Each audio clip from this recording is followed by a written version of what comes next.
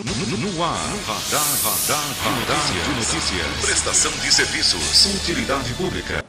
Conosco já no estúdio o diretor da Guarupaz, o Márcio Pacheco. Bom dia, Pacheco. Bom dia, Pedro. Tudo bem? Prazer estar aqui novamente. Bom dia, Rodrigo. Bom dia, Márcio. Tudo bem? Obrigado pela presença. Prazer. Márcio, nós tivemos uma discussão semana passada sobre passe livre em Guarulhos. Como é que a Guarupaz observa esse assunto? Tá. A questão do passe livre é uma promessa de campanha do prefeito, né? E a gente sabe que existem questões relacionadas ao custo da tarifa, ao custo relacionado ao transporte público. A gente tem alguns estudos já realizados dentro da Guarupaz, onde a nossa gratuidade, que envolve todos os nossos cartões, beira aos 49% de utilização, ou seja, o usuário do transporte público que tem a capacidade de pagamento, ele é pouca coisa maior, 51% a 49%, de quem sustenta o sistema de transporte. Ou seja, a gente tem cada vez mais, nos anos de 2013 para cá, a perda do passageiro pagante dentro dos transportes públicos, não só de Guarulhos. Isso é algo que São Paulo e as grandes capitais, grandes cidades vêm enfrentando. Tanto é que eles estão tomando ações já para poder não só regular de uma forma mais eficiente, uma forma melhor, a utilização da gratuidade como um todo. E quando a gente fala gratuidade, é porque a gente tem a meia tarifa do estudante que é subsidiada. E quando a gente fala de um subsídio integral do estudante, a gente precisa saber a fonte de custeio. Da onde vão ser tirados os valores para que possa ser subsidiado mais esta meia tarifa, entendeu? Então a gente tem muita preocupação com relação a essa avaliação. Eu tenho certeza que no momento em que a gente for tratar todos os pontos relacionados a esta nova proposta do governo, se realmente for evoluir, a gente tem que colocar todas as planilhas de custo que nós temos lá desenvolvidas e estruturadas dentro da Guarupaz para que a gente possa fazer um trabalho a quatro mãos. Porque o sistema já é um sistema que não é barato. O sistema é um sistema que a gente tem uma tarifa a 4,15, uma tarifa social a 4,15, mas a gente sabe que a tarifa, a gente vive num sistema de transporte integrado, onde nós podemos fazer, o usuário do transporte pode fazer até 4 integrações no período de 2 horas. Então a tarifa ela não é aos 4,15, ela é fracionada nessa quantidade de integrações previstas para a utilização. Então a gente tem uma tarifa que varia de área para área, mas numa média de 2,50, vamos colocar assim, tá? Para a população entender de uma forma melhor. Quer dizer que metade do público hoje paga a outra metade, praticamente? Exatamente isso. E qual seria o impacto de um passe livre, então? A gente tem uma avaliação, Pedro, que a gente tem cerca de 1 milhão, mais ou menos, de utilização do passageiro do estudante, né? E é um dos índices maiores de fraude também no sistema de transporte. Então a gente, além da gente entregar uma gratuidade maior e mais ampla na cidade, a gente também tem as questões relacionadas à biometria facial que a gente tem olhado diariamente e a gente tem olhado com muito cuidado e muita preocupação também, porque nós estamos há quase um pouco mais, eu acho, de um ano, né? Nós fizemos um pouco mais de um ano agora que a gente está efetivamente com a biometria facial funcionando nos concessionários de transporte da nossa cidade. E a gente fica um pouco perplexo, porque era algo que deveria estar numa tendência de diminuição, e a gente vê que alguns usuários ainda insistem em utilizar o sistema de forma indevida, ou seja, utilizando os cartões da gratuidade para aqueles que não são destinados à gratuidade e cedendo a terceiros o seu benefício.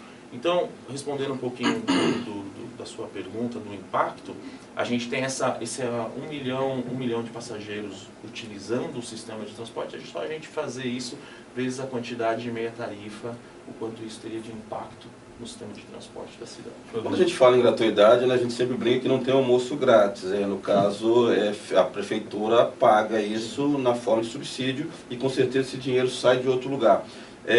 Eu acho que é mais ou menos a pergunta do Pedro, mas um pouco diferente. Quanto isso impactaria em questão financeira para a prefeitura? Quanto a prefeitura repassa hoje para a Guarupaz e quanto precisaria repassar caso o bilhete único fosse implantado na cidade? Qual é o impacto do subsídio?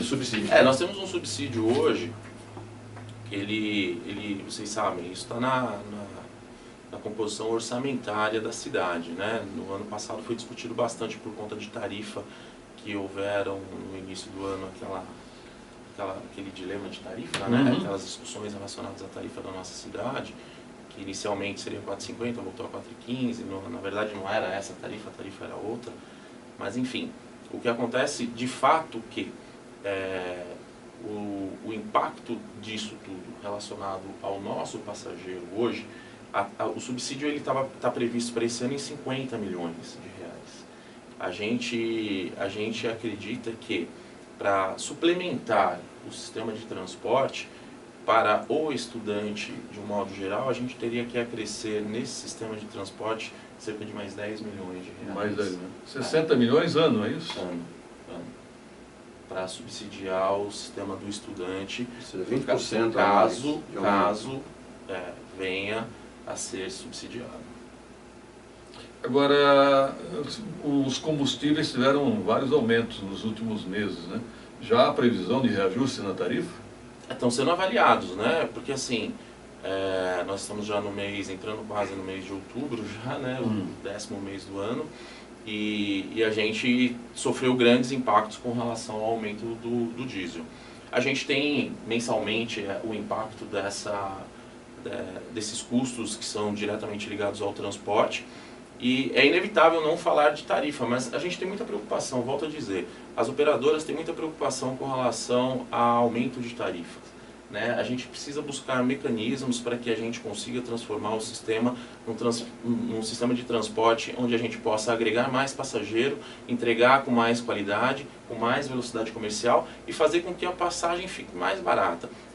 A gente está indo na contramão de algumas questões que são extremamente importantes para a nossa sobrevivência, porque nós temos de 2013 para cá um impacto de 10% de perda de passageiros econômicos no nosso sistema. A capacidade de sustentação econômica do nosso sistema de transporte, ele tem sofrido com relação às questões, né, não só de crise, mas também com relação a outros modais que estão sendo implementados, que a gente sabe que existem, regulamentados ou não regulamentados, eles estão, e a gente sabe que estão na cidade, e impacta diretamente no sistema de transporte. E, consequentemente, com a dificuldade que nós temos em melhorar a velocidade comercial com relação a investimentos, infraestrutura no nosso sistema de transporte, a gente vem perdendo passageiro ao decorrer dos anos. E a capacidade que a gente tem de sustentar esse sistema de transporte, não só as operadoras, mas também a prefeitura de um modo geral, tem que ser revisto, porque senão colapsa, vai chegar num ponto que vai ficar realmente crítico o processo. Ô, Márcio, o subsídio é uma coisa recente, né? Foi implantado em 2012? Foi implantado em 2011, quando houve o processo de licitação novo e criaram-se as linhas tronco-alimentares no modelo, né, diferenciado. Ela chegou junto com o bilhete único. É possível a prefeitura deixar de subsidiar? É possível, é possível. Tem que se fazer uma gestão rigorosa nas questões relacionadas aos benefícios que são entregues. Não sei se vocês sabem... Deixa eu só complementar a pergunta, porque mas dá para deixar de subsidiar com o passe livre? Aí eu acho meio complicado. Pois são questões de números que impactam o sistema do custo do transporte. Existem formas da gente poder baratear o sistema, entregando a questão relacionada à gratuidade. As gratuidades são importantes para uma cidade ou para um país onde a gente sabe que é necessário a gente poder entregar para a população uma forma de utilização de um benefício. Pagamos impostos, pagamos tantos impostos e acho que é justo que a gente entregue benefício à população de um modo geral. Não só na área de transporte, mas em qualquer segmento, qualquer área, né, que a população necessite de serviço. Acontece que a conta ela precisa ser fechada. A conta tanto de quem paga, tanto de quem recebe, né? E aí eu falo tanto dos concessionários como dos permissionários também, que estão dentro do mesmo sistema de transporte. E a questão toda existem formas da gente criar um sistema de transporte que a gente permita ter as gratuidades, mas uma gratuidade mais rigorosa, mais restrita. Nós temos gratuidades em Guarulhos, por exemplo, que só existem em Guarulhos. Quais, hein? Né? Quais? Por exemplo, o pensionista, o aposentado, né, de 60 a 64 anos. Só, né? só em Guarulhos? Só em Guarulhos e outras cidades, mas isso é uma lei municipal, não é federal. 65 anos é uma lei federal. O bilhetinho único é O bilhetinho é municipal, entendeu? E é o índice que a gente mais tem de fraude dentro do sistema.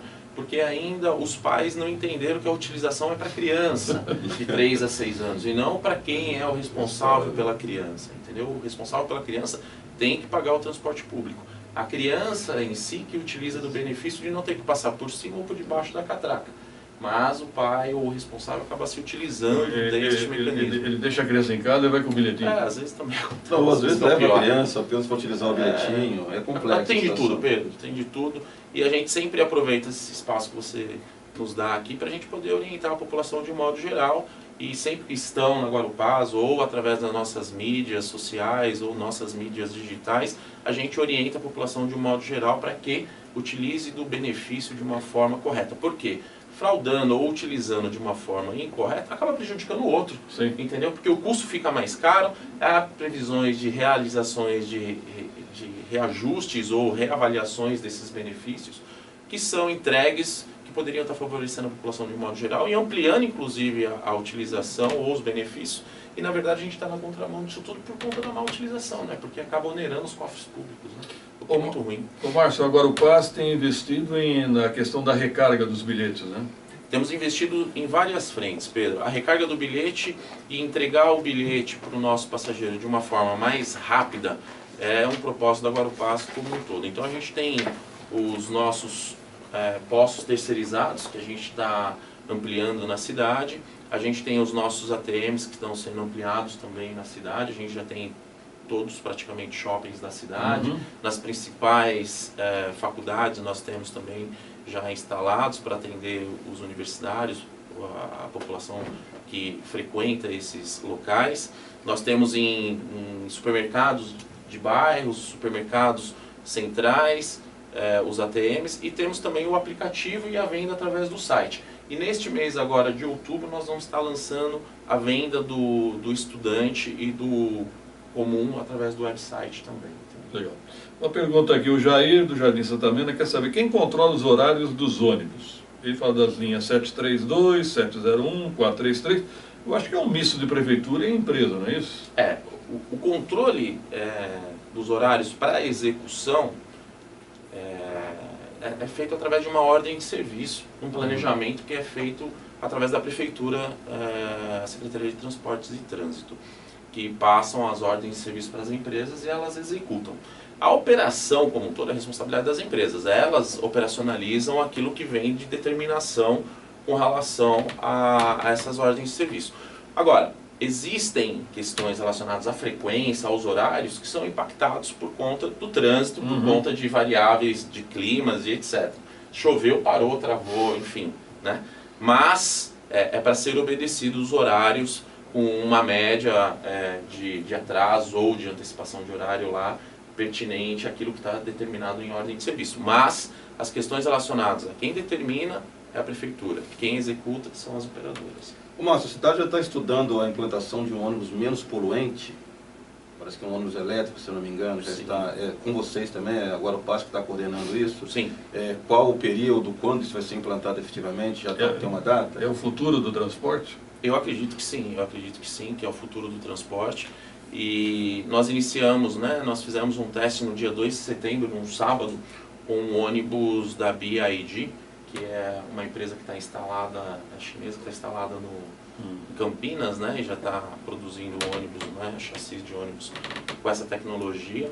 E nós fizemos um teste de um ônibus piso baixo, para a gente poder entender como é que é a adaptação deste ônibus no nosso viário. E o resultado foi positivo, a gente entendeu que foi positivo.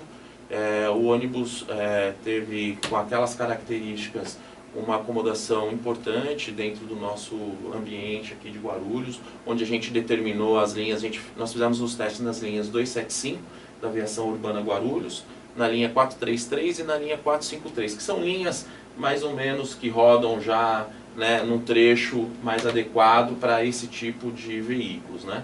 E já tem os articulados na linha 433, enfim. E a gente entendeu que foi um bom teste e foi realizado com sucesso. Os próximos passos agora é a gente poder fazer uma avaliação da quantidade e aonde nós vamos introduzir esses carros dentro do modelo. Por enquanto estamos na fase de análise e estudo para a gente poder entregar à população em breve algo dessa tecnologia. Ô, Márcio, algumas cidades já eliminaram o dinheiro dentro dos ônibus. Isso iria melhorar o sistema e a segurança? Pedro, isso é uma avaliação particular minha. Eu acredito que o dinheiro ele tem os dias contados, entendeu? Não só no meio do transporte, mas em qualquer meio comercial de serviço que a gente entenda. Eu acho que o físico do dinheiro, eu acho que a gente com tantas questões relacionadas à parte, né, de tantas coisas que a gente tem visto, o dinheiro físico ele vai deixar de existir ao longo de alguns anos aí para frente. E no transporte, eu não vejo diferente de forma alguma. Eu acho que a gente, inclusive, está muito mais próximo de fazer com que essas questões relacionadas ao dinheiro sejam eliminadas. Só que a gente precisa de ações claras, né? Agora o PAS tem feito as questões relacionadas à ampliação da sua rede de serviço de venda. A gente entende ainda que precisa ser melhorado, que precisa ser ampliado. E para isso a gente tem que contar com parceiros dentro da cidade. A gente tem estabelecido contatos e conversas com outros parceiros para a gente poder entregar e ampliar essa rede. E também a gente vê que em um determinado ponto vai ter que ter um empenho do próprio governo para poder, através de uma portaria, decreto ou lei mesmo, proibir o uso do dinheiro dentro dos veículos. Isso vai trazer mais rapidez, mais agilidade, mais segurança dentro dos veículos.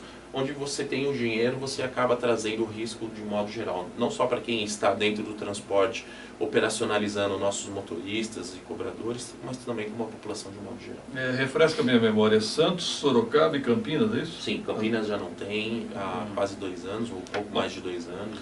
Se Campinas conseguiu, por que Guarulhos não consegue? Não vejo dificuldade nenhuma. Não tem a dúvida, não tem a dúvida. Ô, Márcio, uma reclamação aqui, moradores de Bom Sucesso dizem que não há ponto de recarga do bilhete único, o mais próximo está no terminal Pimenta, eles pedem recarga lá em Bom Sucesso. Ótimo, tá Ok? bom, vou anotar. Ok, mais questão aí, produção? Vamos lá. Região populosa ali de Bom Sucesso, muito Talvez no usuários, supermercado ali na região, né? Por que não colocar mais ônibus em horários de pico? Muitos ônibus ficam parados na garagem durante esse horário, segundo o Gil Dantas. Então, no horário de pico não tem ônibus na garagem. Iria na contramão de tudo que é determinado. É o interesse da empresa, né? Iria na contramão de tudo que é determinado dentro de uma operação. Porque no horário de pico que os ônibus têm que estar na rua operacionalizando, faturando, exatamente. Entregando o serviço e transportando a população de um modo geral. Então, assim, nós temos hoje mais de 600 ônibus operacionais na cidade, dentro do sistema das concessionárias no nosso município. Entregar mais ônibus no horário de pico acarretaria em mais trânsito, entendeu? Então a gente tem que buscar novas alternativas, novos modelos, novos modais, novos negócios, entregar um corredor, entregar uma infraestrutura, um terminal, estações de transferência, para que a gente dê conforto, que a gente dê segurança e que a gente dê para o nosso passageiro, quando o ônibus chegar, uma velocidade comercial. Eu volto a insistir, eu bato muito nessa tecla quando eu venho aqui, a velocidade comercial é essencial. A gente entrega ar-condicionado, Wi-Fi, a gente entrega todas as tecnologias dentro do nosso carro. Óbvio que isso traz conforto e entrega para o nosso passageiro uma qualidade melhor. Só que se ele ficar lá para ir e vir de um ponto ao outro, que ele demoraria 30 minutos, normalmente leva 1 hora, ele vai ficar insatisfeito do mesmo jeito, entendeu? Então, a velocidade comercial é essencial para que o transporte público seja realmente um transporte eficiente dentro de qualquer cidade.